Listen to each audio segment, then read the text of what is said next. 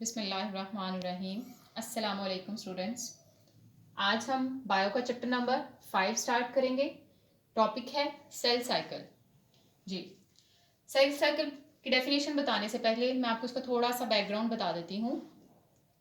जितने भी living organisms हैं, living organism single cell living organisms भी होते हैं, मल्टी सेलुलर लिविंग ऑर्गेनिजम्स भी होते हैं, प्रोकैरियोट्स, यूकैरियोट्स, जितने भी हम इनके करेक्टर स्टडी करते हैं, ठीक है, वो सारे सारे लिविंग ऑर्गेनिजम्स के करेक्टर्स होते हैं।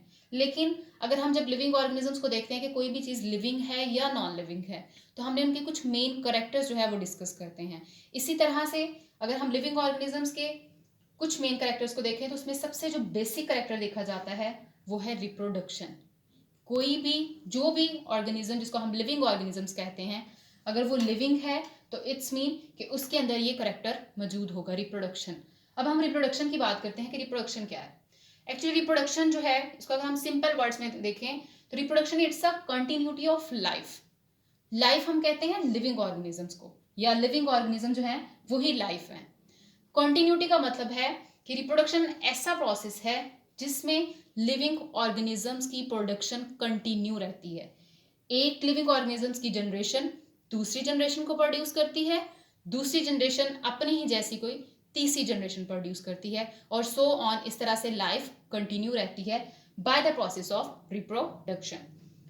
अगर हम इसको थोड़ा सा और सेलुलर लेवल पे जाकर डिस्कस करें या सेल लेवल पे देखें, तो जितने भी लिविंग ऑर्गेनिजम्स हैं वो सारे के सारे सेल से मिलके बनते हैं। तो इसी तरह से अगर हम रिप्रोडक्शन को इसके साथ रिलेट करें तो हम इसको सिंपली कह सकते हैं सेलुलर लेवल पे कि रिप्रोडक्शन ऑफ लिविंग ऑर्गेनिज्म क्या है?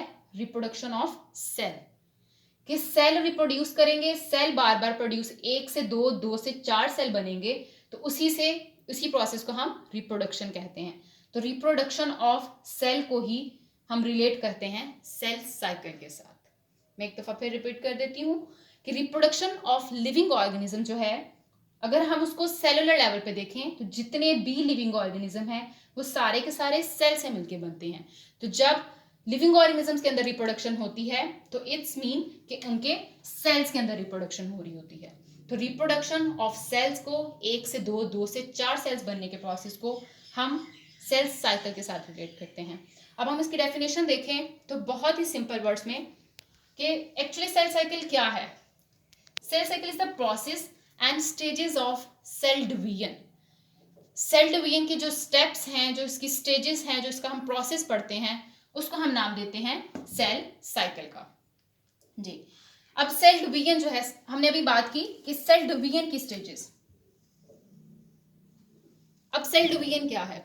सेल डिवीजन वो प्रोसेस है जिसमें एक सेल की ग्रोथ होती है, फिर वो सेल अपने आप को डिवाइड करता है। Cell divide itself and then produce new cells. फिर जब वो सेल मैच्योर हो जाता है, ग्रो कर लेता है, तो ग्रो करने के बाद वो अपने जैसे नए सेल्स प्रोड्यूस करता है।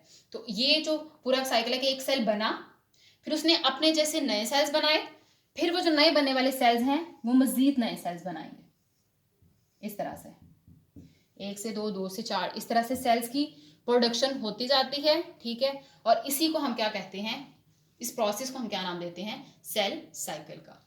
सेल साइकिल को समझने के लिए इसको मजीद फेजेस में डिवाइड किया जाता है। सेल साइकिल की मेन 2 फेजेस होती हैं। First one is interphase, second one is mitotic phase. Interphase cell cycle की सबसे पहली फेज होती है और माइटोटिक फेज सेकेंड फेज होती है।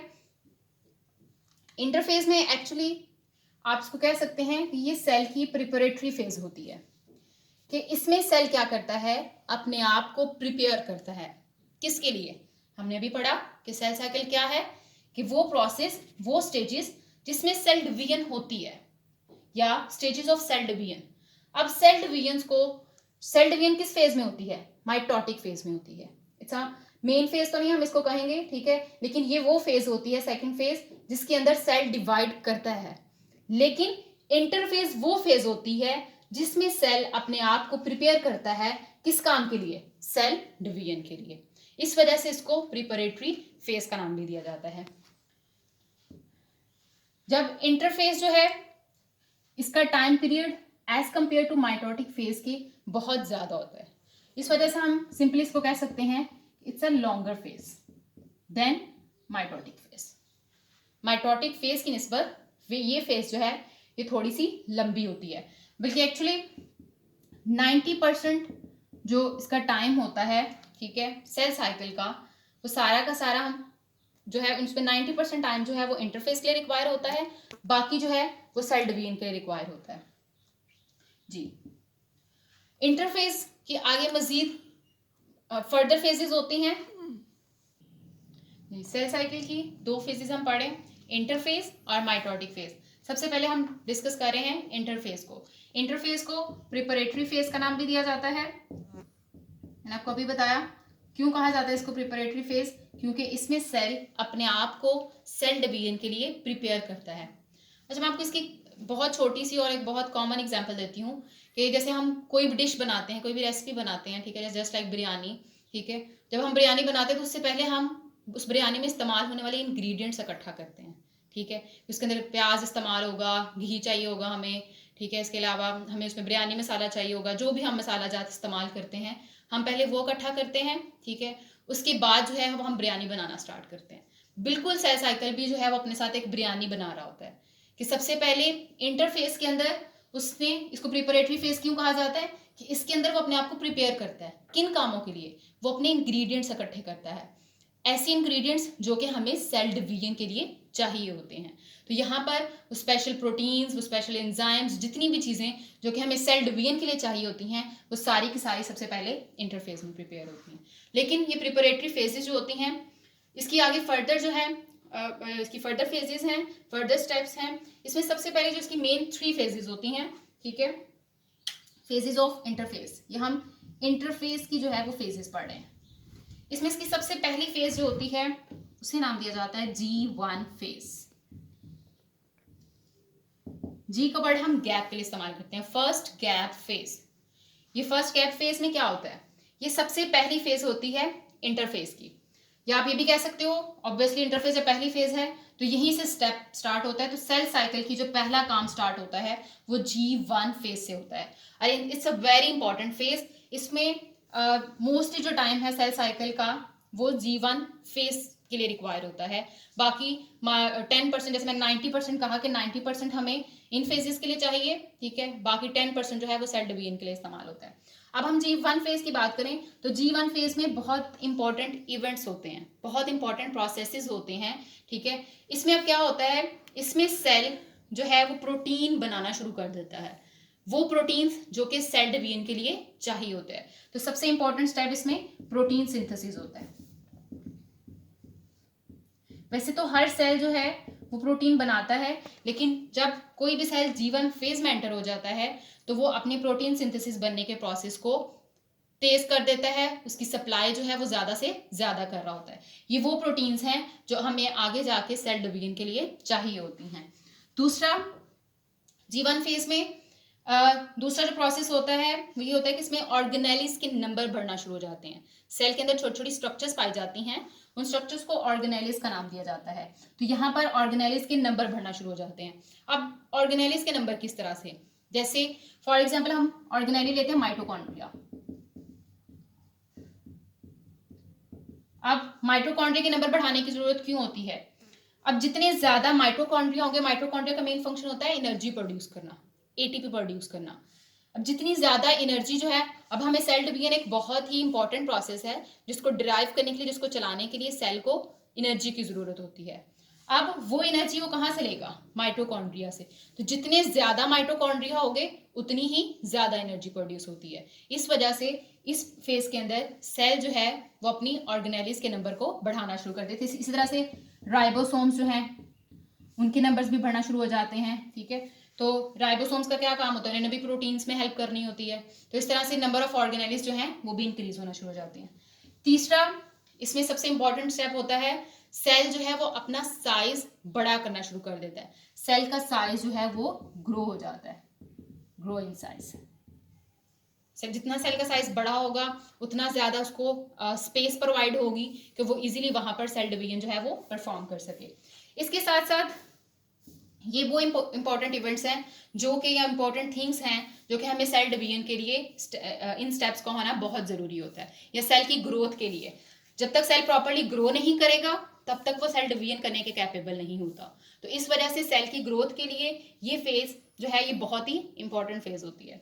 इसके साथ साथ इन G1 फेज में कुछ स्पेशल टाइप के इंजाइम्स भी प्रिपेयर होते हैं, लेकिन ये वो इंजाइम्स होते हैं जो कि इंटरफेस की नेक्स्ट फेज जो कि एस फेज होती है उसमें इस्तेमाल होंगे। ये इंजाइम इस्तेमाल होते हैं एस फेज में। तो ये देखो एस फेज जो है ये नेक्स्ट फेज है, लेकिन इसमें जो चीजें चाहिए वो पहले से ही G1 फेज में प्रिपेयर हो गई हैं। अब यही इंजाइम को इस्तेमाल करते हुए जो है वो सेल नेक्स्ट फेज में एंटर हो जाएगा। तो मैंने आपको अभी जैसे बता दिया, G1 फेज इसकी फर्स्ट फेज है, सेकेंड फेज है इसकी एस फेज।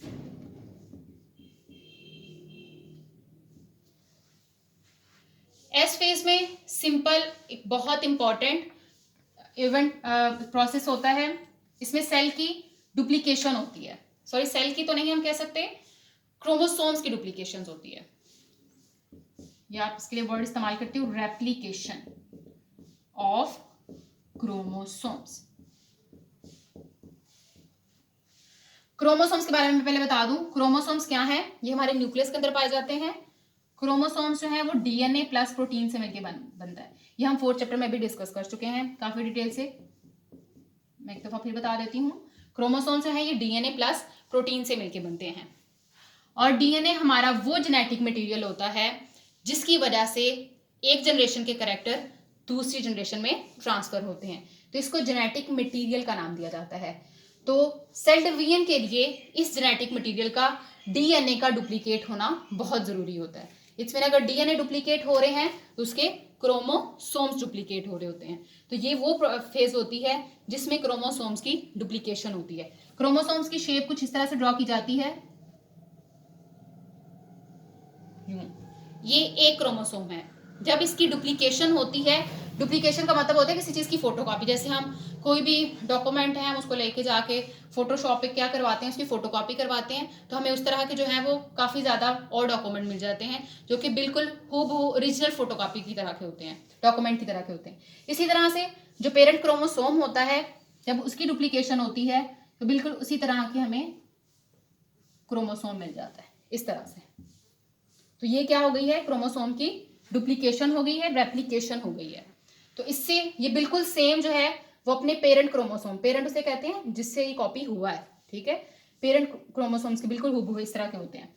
अब जब ये डुप्लीकेट हो जाते हैं तो ये डुप्लीकेट क्रोमोसोम्स जो हैं, क्रोमोसोम्स के आर्म्स हैं, ये एक आर्म है, ये दूसरा आर्म है। एक आर्म को नाम दिया जाता है क्रोमाटिड का, इसे हम कहते हैं क्रोमाटिड, क्योंकि ये एक ही क्रोमोसोम के साथ अटैच होते हैं, इस वजह से ये दोनों क्रोमाटिड आपस में क्या होंगे, सिस्टर क्रोमाटिड। मैं क्रोमोसोम का स्ट्रक्चर बताया कि क्रोमोसोम जो है वो डीएनए प्लस प्रोटीन से मिलकर बनता है। डीएनए हमारा जेनेटिक मटेरियल होता है और इसके अंदर ये क्वालिटी होती है कि ये वन जनरेशन के कैरेक्टर्स जो हैं वो अगली जनरेशन के अंदर ट्रांसफर करता है। मतलब डीएनए जो है वो रिप्रोडक्शन के लिए बहुत ही इंपॉर्टेंट होता है।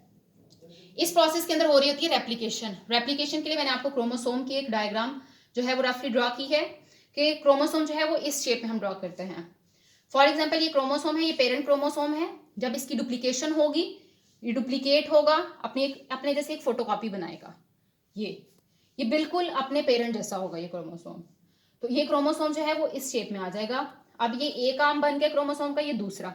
एक आर्म को नाम दिया जाता है क्रोमाटिड का, लेकिन ये दोनों आर्म्स जो हैं वो एक ही क्रोमोसोम के हैं, इस वजह से ये दोनों आर्म्स एक दूसरे के क्या होंगे, सिस्टर क्रोमाटिड।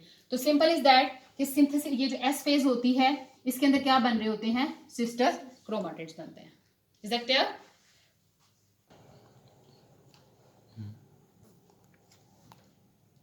इसकी लास्ट फेज है, थर्ड फेज है इंटरफेज की, G2 फेज। 3 फेजेस हमने पढ़ी, G1 phase, S phase and G2 phase. G2 phase जो है इसके अंदर स्पेशल टाइप की प्रोटीन्स, वैसे तो मोस्टली प्रोटीन्स जो हैं वो G1 फेज में रेडी हो जाती हैं। सेल यहाँ पर मोस्टली प्रोटीन्स जो है वो प्रिपेयर कर लेता है, लेकिन सेल डिवीजन के लिए कुछ स्पेशल टाइप की प्रोटीन्स चाहिए होती हैं वो स्पेशल प्रोटीन्स प्रिपेयर होती हैं G2 फेज में। एक्चुअली आगे जाके इन प्रोटीन्स को इस्तेमाल किया जाता है स्पिंडल फाइबर्स बनाने के लिए। अब स्पिंडल फाइबर्स एक्चुअली क्या होते हैं, आप इसको कह सकते हैं ये थ्रेड्स होते हैं या थ्रेड लाइक स्ट्रक्चर्स होती हैं, ठीक है। नेक्स्ट जब हम नेक्स्ट फेजेस डिस्कस करेंगे तो उसमें हम स्पिंडल फाइबर का फंक्शन भी पढ़ेंगे। होप सो आप सबको समझ आ गई होगी। Thank you, Allah Hafiz, stay blessed.